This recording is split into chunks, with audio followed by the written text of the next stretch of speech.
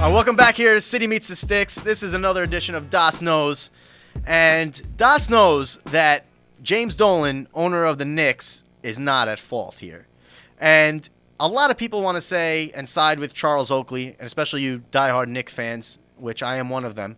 But I will not side with Charles Oakley on this because he was being belligerent. Whether or not he was drunk is irrelevant, okay?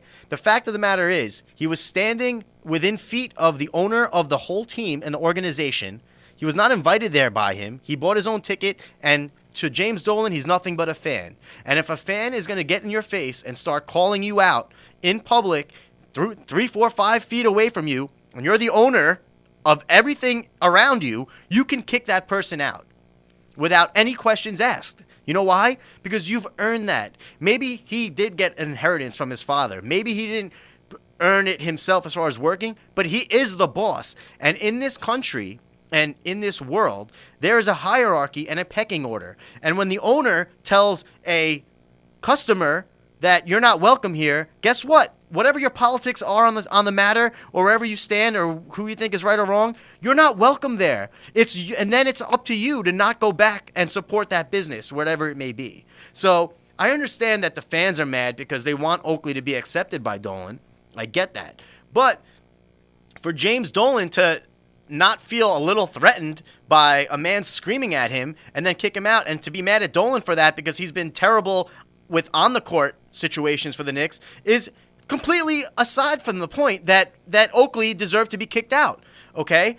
After that, Dolan has a sit-down led by Adam Silver, the commissioner, and Michael Jordan, of all people, to sit down with Oakley. I'm sorry, but who is Charles Oakley? I mean, he is literally making a name for himself again by causing this distraction for a team that already has enough distractions as it is. So James Dolan, and now the story goes on a little farther, where Dolan has basically apologized behind closed doors and has said that Oakley, he wants to invite Oakley to come down and be his special guest at a future game. Oakley has not accepted the apology. Charles Oakley believes that there should be a public apology by James Dolan. Well, wait a second. So the owner of the richest franchise in the NBA has to apologize to a player that he never even managed, okay? He never even was in charge of, all right? Oakley left before Dolan was in charge of the Knicks, so he doesn't owe Oakley anything, in my opinion.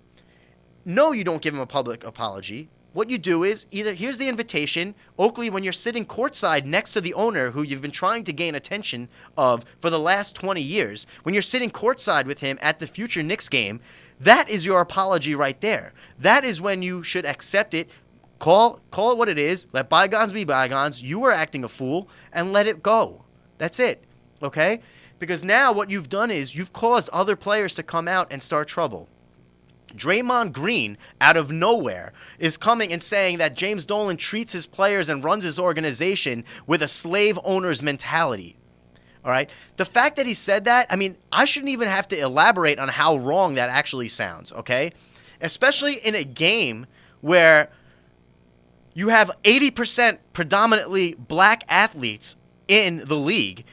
First of all, how could you call it a slave mentality when these players are getting paid millions and millions of dollars, endorsement deals and stardom and flying on private jets and chartered flights? So don't say to me that it's a slave mentality, because these guys are getting compensated very well to be playing a game they love from the minute they woke up and decided they want to play basketball when they were young kids. Okay, so James Dolan, yes, he's a horrible owner, okay?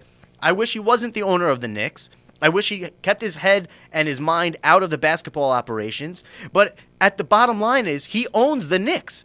And he can do and say what he pleases when it comes to who's in his building and what's being said to him, okay? He's got the money and he's got the power to do so, okay? So James Dolan, I'm with you on this. Don't trade Carmelo. If you trade Carmelo, the next Das Knows is going to be ripping you apart for your basketball non-knowledge, okay? That's a Das Knows. Take a listen. Don't apologize. Oakley, put your tail between your legs, get on courtside, and let's all try to win some games on the court. Das Knows out. City Meets the Sticks.